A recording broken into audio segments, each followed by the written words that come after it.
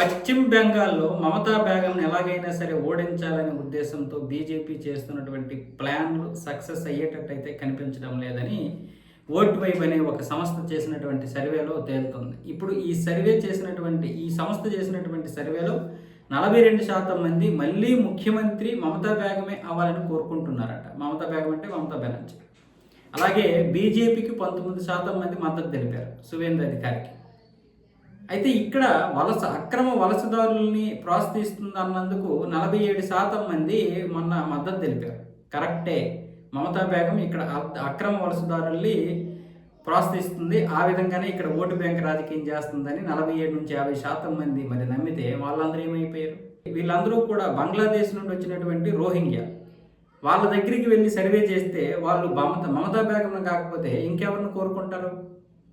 మమతా బేగం కనుక అక్కడ రాకపోతే వాళ్ళని ఎవడైనా ఉంచుతాడు అక్కడ? వాళ్ళ ఆటలు సాగుతాయా? అందుకోసం ఇప్పుడు వాళ్ళు మళ్ళీ మమతా బేగంనే కోరుకుంటారు. సో సర్వేలు ఏ విధంగా వైపు వెళ్తున్నాయో మనకు తెలుసు.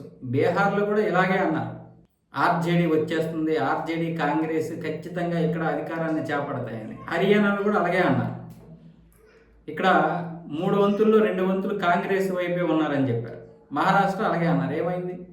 ఏమైంది అంటే వీళ్ళకి గ్రౌండ్ లెవెల్ యొక్క పరిస్థితులు తెలియవు. తెలిసినా బహుశా చెప్పకపోవచ్చు. ఓటు వైపు అనేది మమతా బేగంకి అనుకూలంగా ఉండొచ్చు, లేదంటే వీళ్ళందరూ వెళ్ళి రోహింగ్యాలను ప్రశ్నించవచ్చు. వాళ్ళందరూ కూడా మమతా బేగంనే కోరుకుంటారు. కాబట్టి ఇవన్నీ కూడా నమ్మడానికి అవకాశం లేదు. పైగా ఇప్పుడు బీజేపీ ఇక్కడ బాగా పుంజుకుంటుంది. ఇప్పుడు అక్కడ గవర్నర్ని కూడా రవిని నియమించారు. తమిళనాడుకి గవర్నర్గా చేసినటువంటి రవి గారిని నియమించారు. ఇక్కడ అన్ని ప్లాన్లంతా కూడా మారిపోతున్నాయి.